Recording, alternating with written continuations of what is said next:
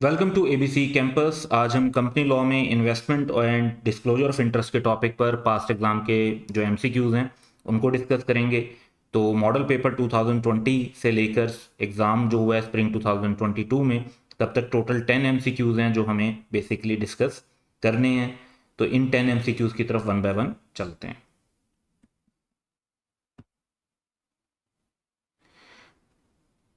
First question है कि under which of the following situation a person may as a director take part in the discussion of any contract to be entered into on behalf of company even if he is any way concerned और interested in the contract. वैसे तो law की एक general requirement है कि एक ऐसा director जो किसी कॉन्ट्रैक्ट में कंसर्न या इंटरेस्टेड है तो वो डिस्कशन जब उस कॉन्ट्रैक्ट पर हो रही होती है तो उसका पार्ट नहीं बन सकते। लेकिन इसकी दो एक्सेप्शन हैं, जिसमें से एक एक्सेप्शन तो छोटी वाली है जो कि यहाँ पे आंसर्स में नहीं लग रही, लेकिन दूसरी एक्सेप्शन है प्राइवेट कंपनी वाली। तो वो देखते हैं। If he is director of private company which is, तो लॉ में जो वर्ड है वो ये है कि which is neither a subsidiary nor a holding company of a public company, यानी उसका पब्लिक कंपनी से होल्डिंग या सब्सिडरी वाले दोनों कनेक्शन ना हो। तो बाकी जो पॉइंट्स लिखे हुए हैं एसोसिएटेड अंडरटेकिंग वाला ये गलत है, और जस्ट सब्सिडरी या होल्डिंग कंपनी की अगर बात की जाए तो यहां पे तो उल्टा लिखा है विच इज सब्सिडरी और होल्डिंग, तो ये वैसे भी गलत हो जाते हैं। सो ऑप्शन डी करेक्ट होगा। नेक्स्ट है कि Anas, Asadullah, Amin and Arqam are founder partners of fast movers forwarders. In January 2020 all partners had purchase shares of quality tiles limited, a listed company. In June 2020, they contested the election of director of QTL and got elected as director out of 7 positions. तो देखें total ये लोग 4 हैं, तो total 7 position, तो majority of director तो बन गए। Being majority directors of QTL, they cancelled the contract of existing logistic service provider and awarded the contract to FMS. Whether the aforesaid contract is valid, तो इसमें answer होगा कि ऐसा वो नहीं कर सकते, क्योंकि लॉ की रिक्वायरमेंट है कि जहां पर मेजॉरिटी ऑफ द डायरेक्टर्स किसी कॉन्ट्रैक्ट के अंदर इंटरेस्टेड हों तो उसमें जनरल मीटिंग का अप्रूवल चाहिए होता है। तो यस वाला आंसर तो वैसे ही गलत हो गया। अब बाकी देख लेते हैं। B and no, the contract need to be approve by majority of such directors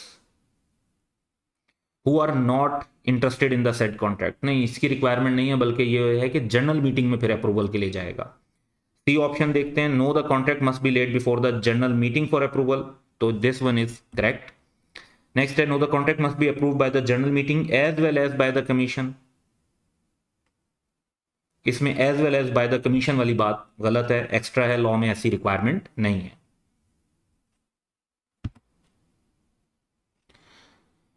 question है कि Akram is the chief financial officer, CFO of Snapper House Limited. As part of its expansion plan, SHL is in process of acquiring an office building owned by Najma,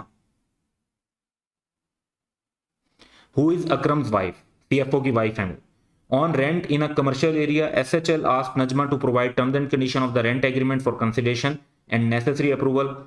तो जाहिर बात है arrangement के लिए उन्होंने documents मांगे हैं। Which of the following statement is correct. पहली बात है कि Akram will have to disclose his interest and obtain prior approval of SHL board before signing the rent agreement. ये बात बिल्कुल ठीक है। अकरम जो है वो डायरेक्टर नहीं है, लेकिन डायरेक्टर के अलावा जो ऑफिसर्स होते हैं उन्हें भी अपना इंटरेस्ट डिस्क्लोज करना होता है, पहले डिस्क्लोज करना होता है, प्रायर अप्रूवल लेना होता है बोर्ड ऑफ डायरेक्टर का, और फिर वो ट्रांजेक्शन कर सकते हैं।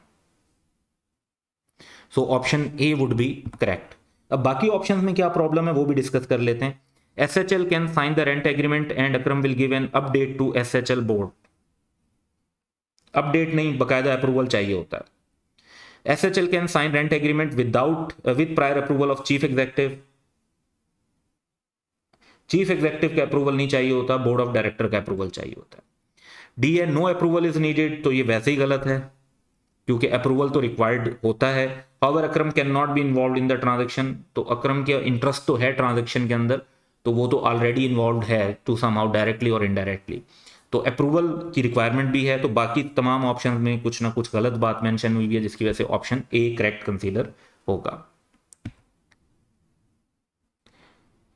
तो क्वेश्चन है कि kingfish limited holds 5 million shares in Moonfish Limited and wants to acquire further 3 million shares.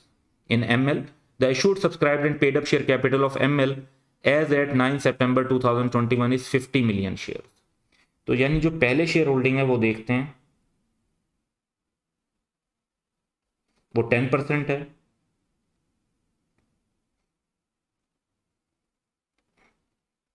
बाद में बढ़कर 16% हो जाएगी, तो इसका मतलब है कि पेरेंट और सब्सिडरी वाला रिलेशनशिप तो नहीं बन रहा। There is no common director on the board of both companies, कोई कॉमन डायरेक्टर भी नहीं है, तो यहां से ये पता चला कि ये एसोसिएटेड अंडरटेकिंग्स नहीं है। तो अब हमने क्वेश्चन के आंसर देखते हैं। In this regard which of the following statement is correct? Number 1 है कि KL needs to obtain approval of its members in general meeting before making further investment. क्योंकि ये एसोसिएटेड कंपनीज नहीं है तो इसमें कुछ अप्रूवल की जरूरत नहीं है। दूसरा है कि KL needs to obtain approval of its member in general meeting through special resolution.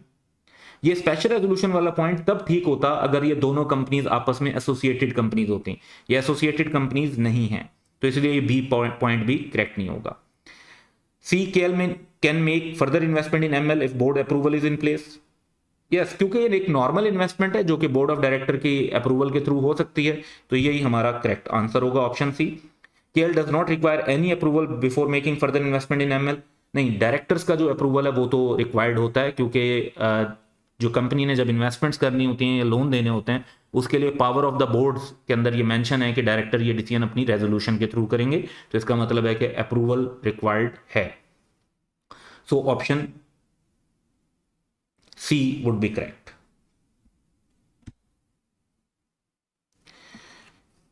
Question है कि investment in associated company cannot be made by the directors themselves, they will have to get its approval from. जी, जब associated company होती है तो उसमें general meeting से approval लेना होता है और वो स्पेशल रेजोल्यूशन से लेना होता है।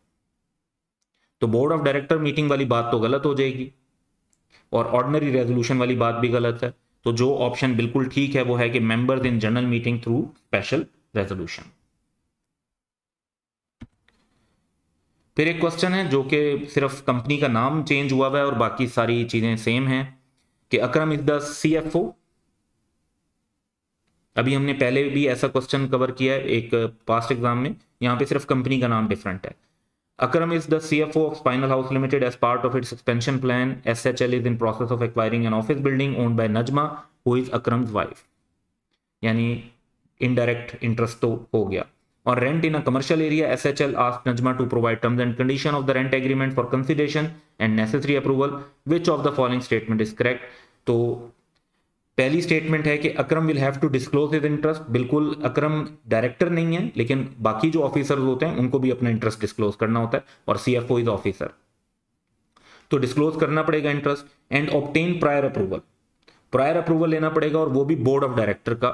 उसके बाद रेंट वाला जो ये एग्रीमेंट, कॉन्ट्रैक्ट या ट्रांजेक्शन है ये की जा सकती है। So option A is correct. बाकी ऑप्शंस में जो है वो एरर्स हैं, जिस तरह हमने थोड़ी देर पहले बिल्कुल सिमिलर MCQ के अंदर डिस्कस किया। क्वेश्चन है कि a company being a separate legal person can make investment in any other company और सिक्योरिटी। बिल्कुल, कंपनी कर सकती है investment in normal circumstances. All such investment of the company, normal circumstances यानी एक्सेप्शन अप्लाई नहीं हो रही, तो all such investment of the company must be made and held in the name of company itself. Company किसी controlling shareholder, sponsor, chairman, chief executive, director के नाम पे नहीं रखेगी, कंपनी अपने नाम पे रखेगी, तो कंपनी इटसेल्फ करेक्ट होगा नॉर्मल सर्कमस्टांसेस। जो एक्सेप्शंस हैं वो उसके अंदर जाहिर बात है कुछ नॉमिनी डायरेक्टर्स या और लोगों के नाम पर भी रखी जा सकती है। क्वेश्चन है कि with reference to investment in associated companies which of the following statement is true. पहली स्टेटमेंट है कि an increase in the amount और any change in the nature of investment, एक लोन से इक्विटी में कन्वर्ट हो रही है for example, in associated company shall be made under the authority of special resolution only. ये स्टेटमेंट तो correct है, तो ये ट्रू आंसर तो यही होगा। बाकी में देखते हैं कि क्या प्रॉब्लम है कि वो स्टेटमेंट क्यों ट्रू नहीं है। A register of investment in associated companies shall be maintained at kept at the regional office. Registered office पे रखा जाता है, रीजनल ऑफिस पे नहीं। The term investment with reference to investment in associated company shall include equity, loan and advances. Only नहीं, इसमें guarantees भी होती हैं। नॉर्मल ट्रेड क्रेडिट नहीं होता, लेकिन गारंटीज भी होती हैं, तो सिर्फ 3 चीजें शामिल की हैं, गारंटीज भी होना चाहिए था। चौथा है पॉइंट है कि अ कंपनी में invest in its associated company by way of loan और advances without entering into agreement. जब एसोसिएटेड कंपनी को लोन दिया जाता है तो वो तो रिटर्न एग्रीमेंट होना जरूरी है, जिसके अंदर प्रॉपर लिस्ट मौजूद है लॉ के अंदर कि ये टर्म्स एंड कंडीशन लाजमी मेंशन होनी चाहिए। तो ये स्टेटमेंट में ये बात गलत है।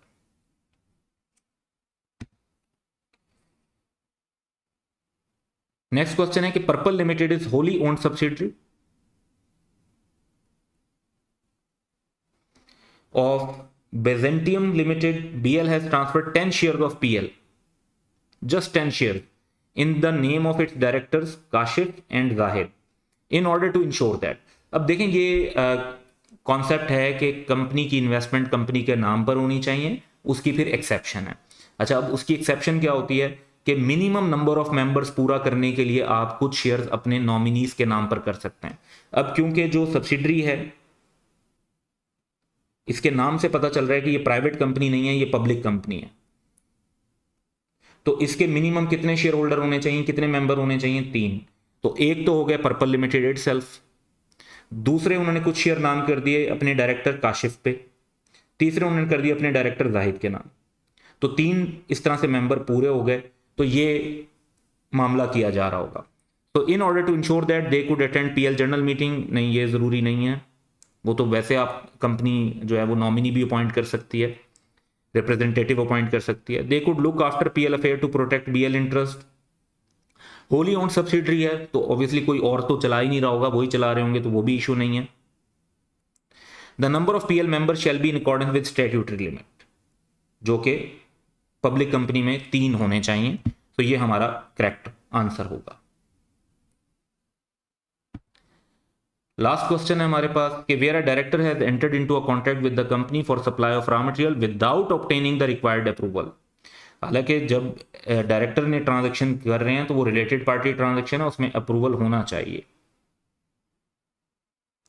The contract shall be voidable at the option of board, बिल्कुल लॉ के मुताबिक, क्योंकि प्रॉपर अप्रूवल नहीं लिया गया तो बोर्ड ऑफ डायरेक्टर चाहें तो इस कॉन्ट्रैक्ट को वॉइड कर सकते हैं।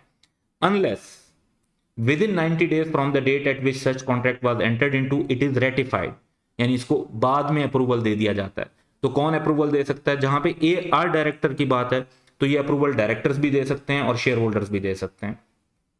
अगर मेजॉरिटी ऑफ डायरेक्टर्स इन्वॉल्व होते तो फिर अप्रूवल सिर्फ और सिर्फ मेंबर से यानी शेयर होल्डर से मिल सकता है, लेकिन यहाँ पे क्योंकि एक डायरेक्टर की बात हो रही है तो डायरेक्टर से भी रेटिफिकेशन मिल सकती है और शेयर होल्डर से भी मिल सकती है। तो ऑप्शन बी करेक्ट होगा। तो यहाँ पे जो है ईदर बाय, यहाँ पे है एंड कि दोनों से होगा, एंड वाली बात ठीक नहीं है। 2 में से कोई एक अप्रूवल भी मिल जाए तो इट्स ओके है। तो इस वजह से जो प्रॉपर स्टेटमेंट है वो ऑप्शन बी है। बाकी स्टेटमेंट्स में या तो देखें C और D में सिर्फ डायरेक्टर वाला मेंशन किया हुआ है, D में सिर्फ शेयर होल्डर वाला मेंशन किया हुआ है, A के अंदर जो है वो दोनों अप्रूवल्स की रिक्वायरमेंट रखे, जबकि किसी भी एक वे से भी रेटिफाई हो सकता है। तो प्रॉपर आंसर ऑप्शन बी बनता है। So that's all for today, have a good day.